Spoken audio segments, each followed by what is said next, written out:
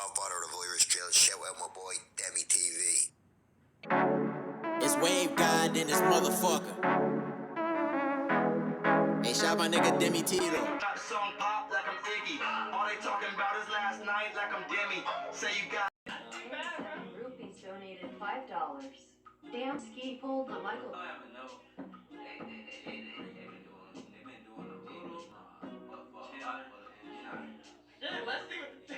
Let's see what the that nigga Demi was like DEMEGODTV, D Nation, Dean Gang, Dean Found, Dean Nation, Dean. Today we're doing a reaction to cjdachamp, and it's called To Your Eternity, a journey of pain, sadness, and sorrow. If you're new to the channel, like, comment, subscribe, and share the video on all social media. Comment below what reaction you want to do. Then to check out the original video in the description box below. Road to 100K million. Billy, click the subscribe button. Let's spread as a family, as a nation. And check out the DEMEGODTV clothing merch in the description box below. Go copy some drip and heat, you feel me? And show support to your boy, you feel me? And no further ado, let's get into the reaction. Hope everyone's safe and well through this pandemic.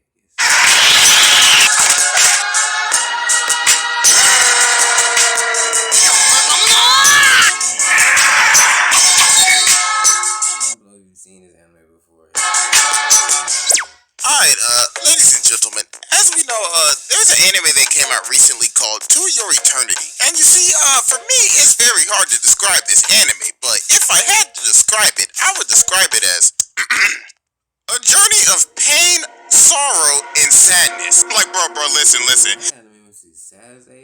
I ain't even gonna cap. This shit made my black ass, like, almost shed a damn tear. Like, whoever wrote this was on a mission to hurt everybody emotionally. Like, dog, I ain't felt like this watching the anime. Is it really that bad? Or, well, that good to make you feel that sad? Jeez. I watched, like, A Silent Voice, and that was, like, 3 or 4 years ago. But you know what? Before I even move on any further, because this is basically gonna be, like, To Your Eternity in a nutshell, let me go ahead and give that spoiler warning real quick. If you have not watched To Your Eternity, I advise not watching this video. And you Too late for that. Too late for me, I guess. Well, I'm gonna watch it anyway. go watch it, then come back. But I know damn well, like, some of y'all do not care about spoilers. Like, some of y'all niggas just build different. So Me?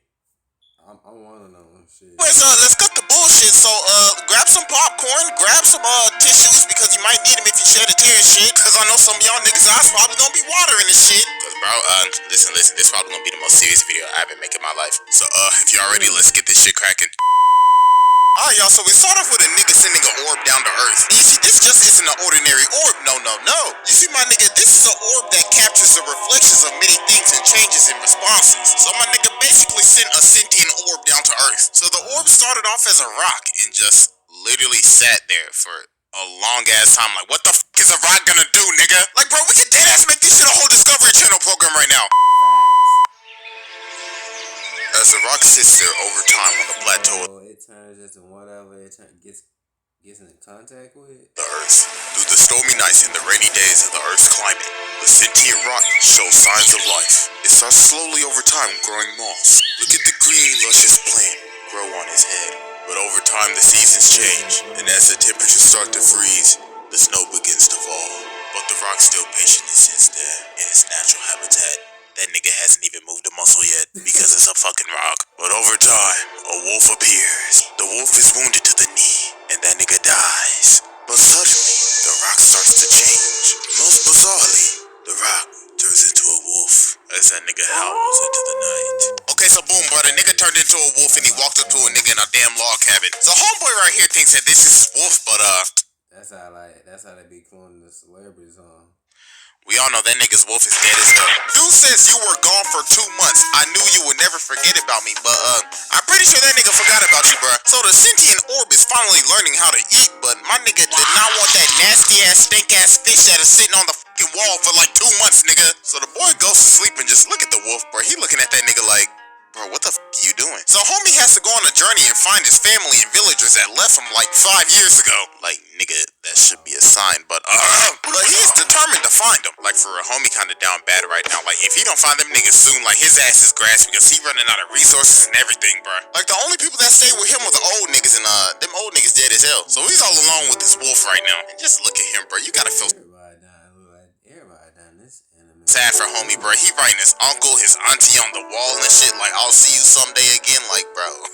Oh my god. So homie sad and depressing. Jeez. begins his journey across the frozen wasteland. So as they begin their journey, everything seems to be going great. They're finding direction to see where they need to go and everything. They're staying warm with the campfire and shit. But then, everything goes south real quick. Bro, literally fell to the ice. Roof, bro. That nigga like, oh shit, cuz, what the fuck just happened? So homie pulls himself out of the water and everything, but my nigga got stabbed in his ass.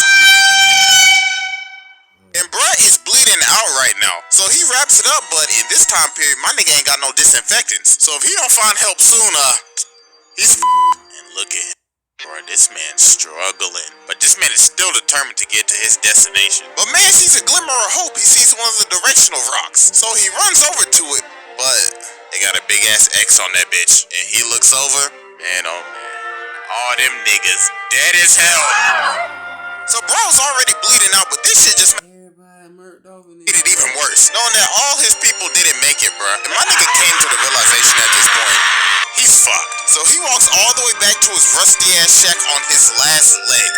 Oh my god, bro, just look at him. You know this nigga's about to kick the bucket. Look at Fushi, bro. He like, hey nigga, you good? But then bruh just passed out. So in his final breaths, he just gets in his chair and he's like, hey, Like the wolf said that jump for real, for real. hey nigga, remember me forever. Then, bro, he just kicked the fucking bucket.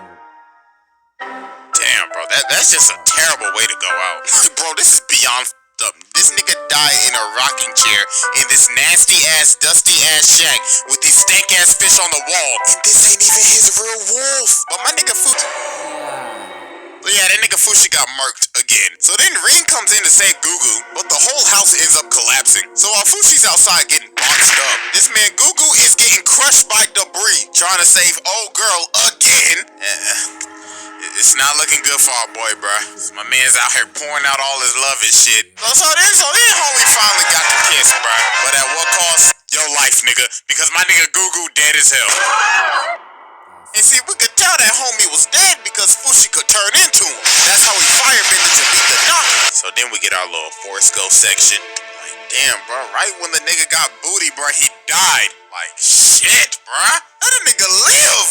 So then at the end, this man Fushi turns into Gugu and deadass lies to old girl and says that Fushi died. And that's Gugu and he's gonna leave to go out on a journey and shit. But we all know, bro, like, my nigga Gugu dead, bro. Oh my gosh, bro. That's actually mad fucked up, dog. Like, you playing with her mind and shit. And I'm pretty sure she figured out too, bro. I kind of feel sorry for old girl now. You know what? I might have to take back when I said that the bitch could get hit by the log. Because at this point, I just feel sorry for her. So while this man Fushi's in pure distress, the old lady comes back to help my nigga out. So they end up traveling, but end up getting captured and put on a prison boat. So then we meet Tonari, bruh. This bitch got the biggest f***ing forehead, dog, with these damn split ends. So Fushi's stuck on this island. He's trying to save Pioran. So Tonari suggests, alright, nigga, you should fight in a gladiator ring. Because if you win, you can do whatever the fuck you want to and you can leave the goddamn island. So then the tournament begins and oh, my nigga got sniped. Yo, that was the announcer too. So these dudes are just running wild and just killing each other. And these people are just watching this and cheering in the crowd like, bro, what the fuck is wrong with y'all? Well, I mean, they are all like prisoners, but like, damn. So then this guy thought he won, but he forgot about the immortal nigga in the back. So he tried to kill him, but that shit ain't gonna work, buddy. Motherfucker deadass tried to shove in every single weapon in man's and he didn't even go down. So yeah, bro, he just gave up. So then we figure out that these kids ain't even prisoners. They just here because their family was prisoners. So they just had to stay here on this fucked up ass island. You know, there's some sad ass backstory. You know, Tonari's dad literally killed her mom. So then they get sent to the island and the dad goes batshit crazy with power and just didn't give a fuck about his daughter. And you know, kind of feel bad for a little big forehead ass girl. So Fushi fights in the semifinals of this tournament arc against this old ass nigga. He's put every single weapon in Fushi, bro. But obviously, since our boy's immortal, he's eating all that shit. So the old nigga was like, alright, bro, you gonna eat all my shit. Now I'ma eat a piece of you, nigga. So then he just takes a whole bite out of this nigga. Like, damn, boy, was you that damn hungry? And he swallowed that shit. Ugh! Boy, you nasty as hell. Fucking cannibal. So Fushi's trying everything to beat this nigga. He pulled out the wolf, he pulled out the firebender Gugu. But none of that shit was working. So then Fushi has a flashback of somebody talking to him, and he ends up turning into Perona. And when you first see this, you're like, oh my gosh, yes, she's back. But then 5 seconds in, you're looking at the screen, you're like, oh shit, he could turn into her off. She dead as hell, bruh. So then the old nigga hella down bad, bro. This nigga like, ooh, bro, she bad as hell. Can I get a sniff? Just one whiff of the coochie. Fushi gets that elegant kick. Then after he wins, he's come to the realization that, yeah, bro, Perona dead, bruh. But how did she die? Well, you see, the person that Fushi has to face in the finals is a girl that's been beating the shit out of everybody. So Mance is out here taking a nap outside, and this person in a cloak is coming to him. And, guess who it is? Hey, yo, what the fuck? This nasty bitch. And, oh, what is she doing with her tongue?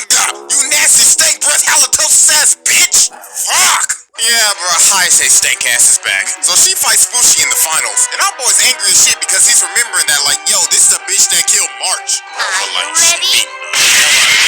Ripping his eye out and shit. So then Fushi turns into Perona and Hayase's like, she's so light and soft and nimble, isn't she? She was my gift to you. So yeah, this bitch killed Perona too, bruh. She literally busted in her house, killed her whole family, and she said I would have felt bad for cutting her stomach. And if you take a look at her stomach, she was pregnant. And she beheaded her ass. Yo, I told y'all at the beginning of the video that this bitch was crazy. Like, motherfucker, this ain't even Black Air Force energy. This is just psycho bitch energy. Killing a pregnant bitch? Oh my god. So then Fushi gets angry as hell and starts running at her ass, but she put his ass to sleep again. And yeah, she became the leader of the whole island. So Hayase captures this nigga and... dear God. So Fushi's still passed out and he's having a dream. And then Hayase's in the dream and she starts licking this nigga. What the nigga, what the hell is she doing? Bro, her fetish is licking niggas? Yo, this bitch is nasty as hell. I know she got some stank ass breath too, bro. Like, I know damn well back in this time period, y'all niggas did not have no damn toothbrushes or toothpaste. So there is no need for that nasty ass shit, bitch. And then she tried to bust down on that nigga. And bro, she wanted some of that El Mortal. Well, Tonari comes in and cockblocks Hayase. With this big ass forehead, why is her head built like a bear right now? So they all run up on Hayase and Fushi holds her ass up. And my nigga was like, you was not getting some of this immortal rod, bitch. So they make a deal so they could leave the island. But of course, that bitch Hayase was not having that shit. So she put my nigga Fushi to sleep again. Like, god damn, Bill Cosby? So then she just throws him down a pit and just leaves him there. But Tonari ends up leaving the whole ass ship and going to rescue Fushi. So she rescues Fushi and they plan to leave the next day. So everything seems like it's going well, but you gotta remember what we're watching here, guys. So Fushi gets alert from the Sith Lord that the knockers are attacking. So Fushi's like, alright Tonari, take your ass on and get the fuck out of here. I can handle this shit. So we get back to the island and this shit is actually happening right now.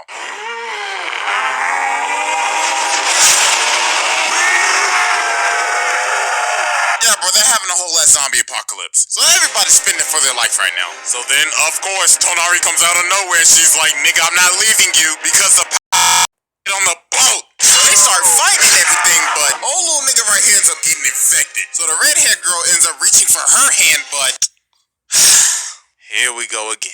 She ends up getting stabbed. A whole spear just lunged in the bitch. So everybody's like, oh, fuck! Nigga, that shit just happened. So while old girl just out here bleeding out, they said, alright, fuck it, we just gonna have to lead the bitch. So while they're escaping, Big Boy comes in and tries to save Fushi, so he picks his ass up and shucks his ass. But Big Boy ends up getting infected as well. And all three of them niggas, dead as hell. So while Tonari's escaping, this bitch Hayase literally has her sights on her and she's like, how should I kill your ass? The face or the gut? The neck gotta make it quick. But then that boy Fushi comes in and breaks that bitch's back, bro. But then Fushi comes in the day and saves the day of the two little niggas. So the Sith Lord is like, well done, but you still got 3 left. And well, the 3 left. I don't know how to do that one, Chief. So while they out here crying and grieving because they gotta kill their 3 friends, this bitch comes out of nowhere, grabs old girl, and she's like, shall I kill them myself? And oh my gosh, bro, was you just getting crushed by a bear? How are you moving that fast? She knocked that little nigga out and grabbed her at the same damn time in under like 2 seconds. And look at her, she like, now I'll kill those children for you. Please let me kill them, nigga. For you? Oh my god, bro, this bitch is is batshit crazy. She says, I'll take on that dirty role to protect you. And she's like, don't move, nigga, else I'ma throw this bitch in a burning pit. But then Tonari's like, alright, bruh, I'ma have to sacrifice myself for the greater good. So she jumps off with old girl and pulls her into the pit. But this man Fushi came in and saved them, bruh, and put her old crazy ass to sleep. But then, yeah, they had to kill their little 3 side character buddies. But hey, at least the zombie apocalypse is over. So Tonari and the little nigga like, alright, bro, we just gonna stay here on this island. But that boy Fushi does what Fushi does best, and that nigga just dips. But he takes old girl with him. So then he brings her out in the middle of the ocean. He's like, alright, bitch, what the fuck is your objective? And she says it's to be by your side. And my man Fushi's like, so you literally killed March and Perona for that shit? And she's like, those girls tried to keep you for themselves. They tried to take you away from me. My man Fushi like, what the fuck? Then she says, I'm in love with you. Hell no! You crazy ass yandere ass bitch. Bro, she on that, you know, Gasai type beat, bro. So this man Fushi like, hell nah, nigga, I'm out. So he makes a whole nother boat and just leaves her there in the middle of the ocean. Hey, but at the end of this arc, Fushi taught us a very valuable lesson. Don't stick your dick in crazy. But then Fushi finds Bjorn, but she's not doing so well, bruh. And even though he may could save you from death, Fushi had to learn that Father Time will catch up on your ass. So old Grandma Bjorn kicked the bucket, bruh. Like, damn, bro, this is like the 8th or 9th death. Like, Jesus Christ. So yeah, that was To Your Eternity, a journey of pain, sadness, and sorrow. But this was bitchy. Hope you guys like that Dean Family, Dean Nation. Like, comment, subscribe, and share the video on all social media. And comment below what reaction you want to do next. Go so CJ the Champ some love. See you guys next time. Love you guys. I'm out. Yeah.